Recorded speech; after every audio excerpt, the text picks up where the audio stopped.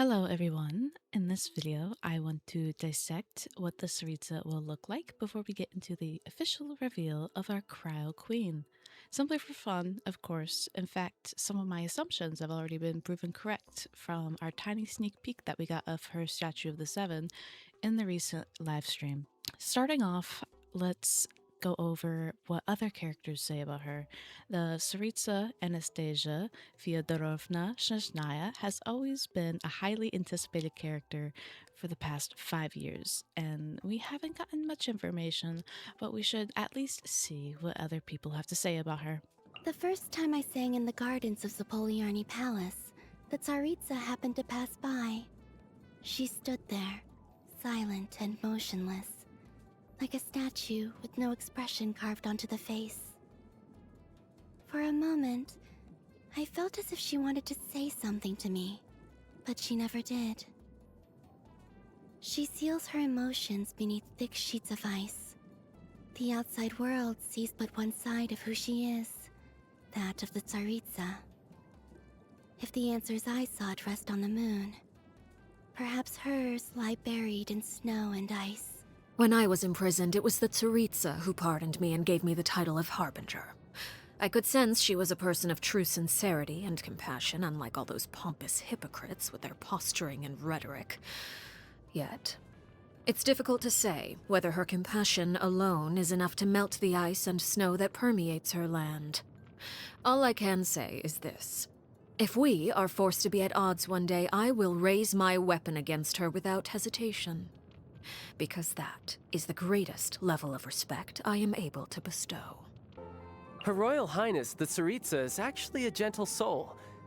Too gentle, in fact. And that's why she had to harden herself. Likewise, she declared war against the whole world only because she dreams of peace. And because she made an enemy of the world, I had the chance to become acquainted with you. Everyone praises her for her kindness and benevolence. But they forget that love is also a form of sin. What if she's just trying to compensate for something? And after that, I think we've gotten the memo. Not even the people closest to her knew about her past the surface level. And in fact, I don't even think that she lets them get to a surface at all. She keeps everyone so far away from her. And that makes me believe that she purposely keeps them away. And that's an interesting thing, but it doesn't really tell us anything about her character or what she looks like. Getting into my personal impressions and minor headcanons, I want to preface and say, just in case anyone doesn't know or needs a refresher, that headcanons basically mean an individual fan's interpretation of mainly a character or characters together. An example being Baegwon. We can see them as a couple in the game, but it's not actually canon to Genshin. It's a popular ship based on many examples of them acting like a married couple. People are allowed to see the headcanon as true or not. It's all just for fun. Headcanons help flesh out open-ended questions fans might have, so when I say these things, it's based on fan interpretation. It's not actually true. Capiche? Okay. My impressions and headcanons are very small because at the same time, as we just went over with the other characters, we don't really know anything about her, so I had to come up with my own things. I wanted to say that her kindness feels false. She smiles, but you can't see a smile with her eyes.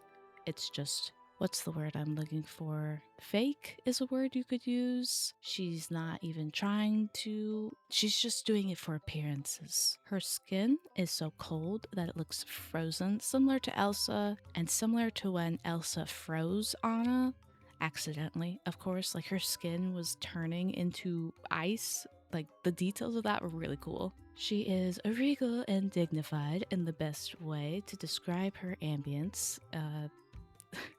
I feel like that's going to be hopefully a given based on what we know about her. I want her to be spooky. And some who wield cryo and are royalty wield a sword, and this is my reasoning for her to wield a sword herself. Not that it's important to get to know which weapon she'll use, but it's just a speculation. And if not a sword, then I figured a spear would be my next bet. So we have Kaya, who is a Conjuring prince, and then we have Ayaka, who is a princess in her own right. And then I was like, there are other cryo sword users who aren't royalty, but I gave them a crown anyways because they feel like it to me.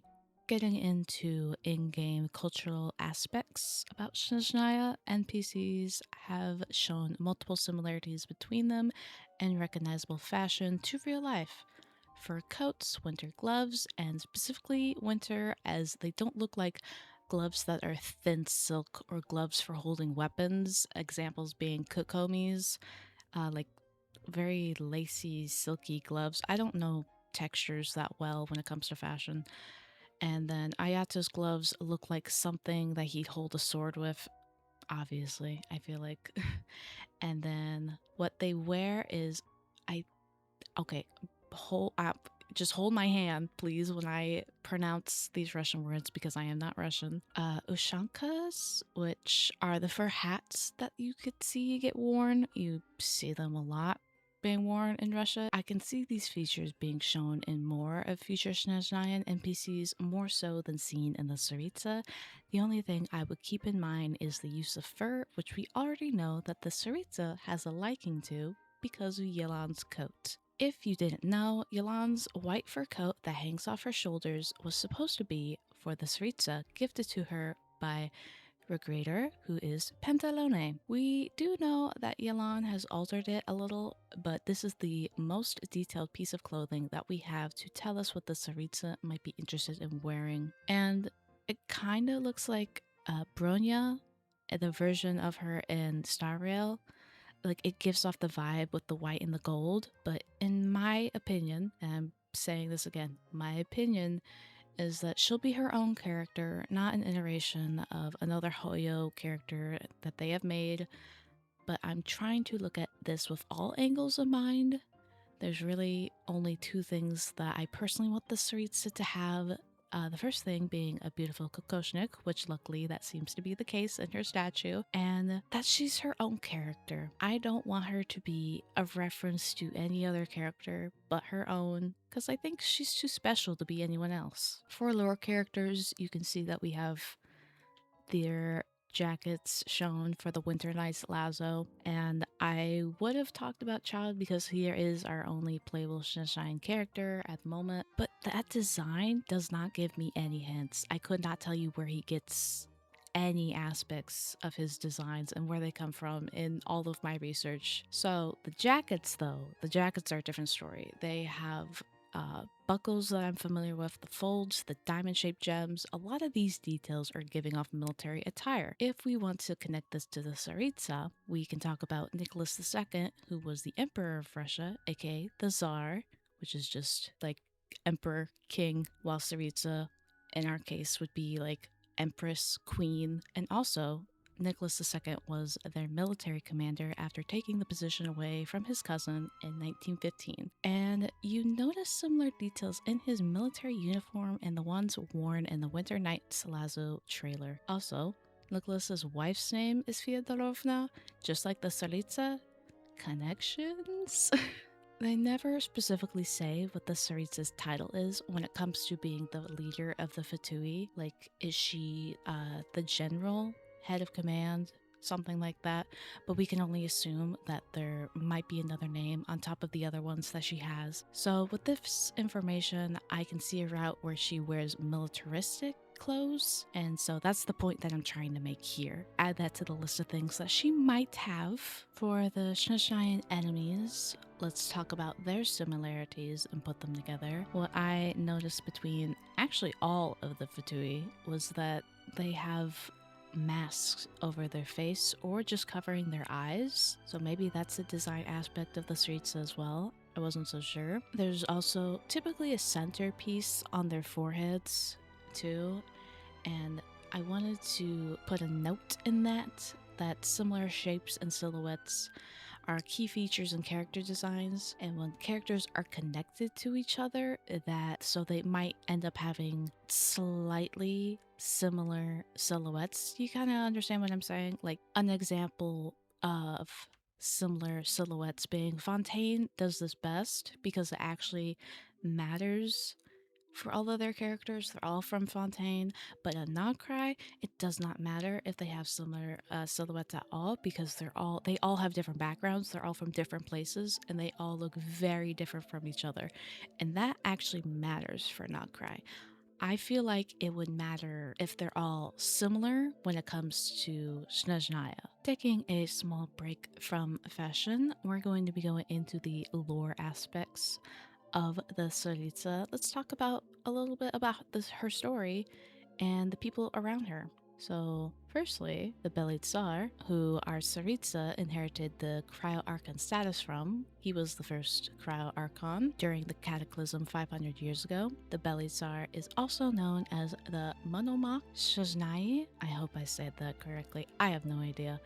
And Monomach comes from the Russian Prince Vladimir II Monomach, and to simplify his story, he was basically a warlord, and then I really couldn't figure out anything else that was notable about him that could connect him to the Tsaritsa, so I just kind of passed that to the side. And then his last name is just Shazjaya, but the masculine version, and it means snowy. We don't actually know their exact relation, so we don't know if it's father-daughter, grandfather and granddaughter. Is she adopted? And who is the Tsaritsa's mother if he is the father? You know, there's just a lot of unanswered questions and nothing is confirmed, and that is actually okay. That is totally fine. For the next part, in dissecting the Tsaritsa, we are going to go on to Snegurochka.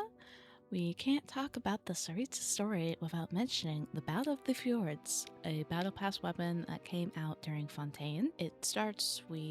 It's about the hero Ajax, not the Ajax that we know, not Child. It's Ajax the hero from very, very, very, very, very long time ago, and that he had a lover named Snegurochka. And with the information that we know now from Hymns of the Far North, it's very implied that Snegurochka is another name for the Tsaritsa, because Tevat uses story tales to negate true stories from being removed by the heavenly principles. We continuously have to use context clues and implications to dissect what Hoyo is trying to tell us, so it make it confusing, and it already is for me. So about Snegurochka, it basically translates to snow maiden, and in rather recent Russian folklore as the granddaughter of Dead Moroz, or Moroz. To a lot of us, we would know him as Saint Nicholas or Santa Claus, but in Russian he would commonly be referred to as Father Frost. Snegurochka herself is known to wear a snowflake kokoshnik and a long silver or blue robe, so there are some details that the Tsaritsa might have in her appearance. Part 3 is for Saralainen. Even if you don't keep up with the lore or recognize the name, you've definitely heard of Saralainen's story. But if you haven't touched the lore that Nagcry has dropped, or even finished Fontaine, skip this part, okay? Okay. To keep things summed up so we can continue focusing on the Tsaritsa, there are parallels between Saralainen and Ajax that make the theorists believe that they are the same person. And guess what? Saralainen is the third descender whose body was broken up into 7 pieces to create the Nosai. Gnosis. I don't know the plural. And we know that the Tsaritsa has been collecting these since the beginning of the game. Keeping the fact in mind that she is also the Archon of Love, this becomes a very tragic love story, even more so. If you didn't skip this and it's blowing your mind, yeah, mine too.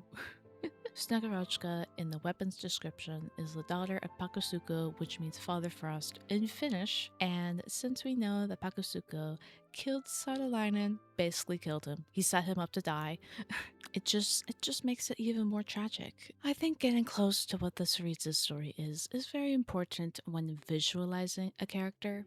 I could imagine, since we know she has no love left, that she's in mourning, and I thought that maybe she would wear like funeral attire, but it didn't really seem like something design-wise was like a good idea. Real world cultural aspects, this is where I struggle with the most, because I don't know what I'm looking up when I don't speak Russian. I did attempt to learn about traditional royal Russian fashion, and compared to my other sections, this is definitely the hardest one. So if you know things about royal Russian fashion during the 19th and 20th century, and I'll tell you why those specific centuries later. Please let me know more information about what some of these things are, because Google was not helping and I was struggling a lot, so bear with me here. Starting with the most iconic piece of fashion that I definitely knew that the Tsaritsa would wear is the kokoshnik. It works as both a hat and a crown and kind of even a headband. It ties in the back, and a lot of it is up to creative liberties from what I found out. Like, you can put as many gems and details as you want into it or not at all. It's really up to what you want to put in your kokoshnik. But of course, when it came to being a crown, there were many gems, and I noticed that there were consistently a lot of diamonds and pearls. So add that to the list of things to put on the Tsaritsa. For dresses, there are a lot of dresses within history to work with. Trends change, and I am unable to tell which years are for any of them, but I think I was able to guess which ones were worn in the last 200 years at least, since some of my previous references that we talked about were from the 19th or 20th century. My bet is that the Tsaritsa will also have influences in these centuries as well. There are several things I noticed about these dresses, many of which were off the shoulder, dipping slightly into the chest, collarbones are out, and knowing Hoyo, they are not shy about showing skin, so I don't think that would be an issue to put that in the Tsaritsa's design. When it comes to the hair, there were a lot of braids, bows, and veils. The braids' cultural significance took place before the 19th and 20th centuries that we have established as the Tsaritsa's time gate. And another thing about this time gate, because I want more evidence for it, we know that Snezhnaya has trains, and trains weren't invented until 1804 and became public transportation in Russia in 1837. So I know that Genshin likes to take influences from multiple places spread across history, all throughout time, whatnot, but some consistency would be helpful to create and craft the Tsaritsa's design so that I'm not pulling things from multiple different centuries that don't work together, you know? But back to the braids. Maidens wore one long braid to show their unmarried status, and as far as we know, the Tsaritsa didn't marry Saarinen.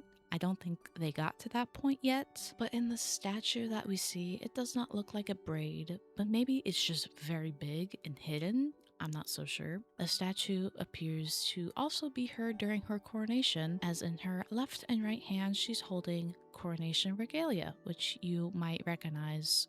Most people would recognize from Disney's Frozen. So little by little, I keep seeing things that tie her with Elsa, like the braid is already, like, I keep imagining her with a braid. Elsa has a braid. It's iconic. So I don't know. Just putting that out there. Our other option for Russian hair isn't even Russian, because when we get to the centuries that I'm trying to talk about, 19th and 20th centuries, we start talking about Queen Victoria, and she just influenced everyone. Every time I try to learn about something with fashion, and I'm like, oh, is this like entirely Russian made? No, it was Queen Victoria. She inspired a lot of people. Lastly, the fancy coats. And I will show you a picture of the fancy coats. I do not know what the name is for these coats. I wish that it told me what these coats were, but I saw them a lot when I was doing my research. They have so much embroidery and patterns. I see them paired with a cape too, as well. And while it seems like a very thick coat, the Tsaritsa, I don't think she would get cold. The cold doesn't bother her anyway. She's the Cryo Archon. Why would the cold bother her? But then again, I think of Yelan's coat and how that was supposed to be the Tsaritsa, so it might just be a fashion choice and not a function choice. That makes the most sense. Before the people come at me with pitchforks, yes, I know Catherine the Great was a real and very influential person in Russia's history, but this is Catherine from the show The Great, and it's something I am familiar with. And what is not so familiar about it is the fashion choices. The fans know that there was a lot of creative liberties made when it came to the attire of Catherine, and that's why it's under fantastical elements and not one-to-one for cultural aspects in that category. So that's why this is here. And by the way, just look at any of the outfits from that show. They're amazing. They're gorgeous. So that's why that's here. And I just wanted to think about it. I kept it in the back of my head, but I don't think I ended up using any of the inspiration from it. And ballet is not my field of expertise, but I feel like it just works for depicting snow in a winter wonderland. And I always imagine Snezhnaya as being that. If we go to like the Feyland in Snezhnaya and it looks like a fairy tale wonderland, that's gonna be great. So that's why ballet is here. And the Snow Queen. I have not watched any of the Snow Queen movies. I haven't watched the Russian version at all. But when looking at photos of this woman, she is scary, she's intimidating, and she looks really freaking cool. So I would not be surprised, because I know that she's popular, if Genshin did use some inspiration from this woman. I feel like it would be weird if they didn't, honestly. And now for the final part of this video. Her design, which I made myself and put everything that I thought of into this design as well. And I wanted to talk about the making of her because it took me so long. It took me months to get this done and actually work on her design because of how nervous I was to make it accurate and appreciative of all the research I've done on Russian culture, Russian fashion. It's fantastic. I love it. I want to learn more after this, and I want to learn more in the comment section. Please tell me more. This is great. I've been having a great time, and I wanted to make something that I could be proud of and that people could say, yeah, I could see this being the Tsaritsa's design. This could be in Genshin, but also at the same time, all those pressures from each side, making it Genshin, making it Russian, making her something I'd be happy with.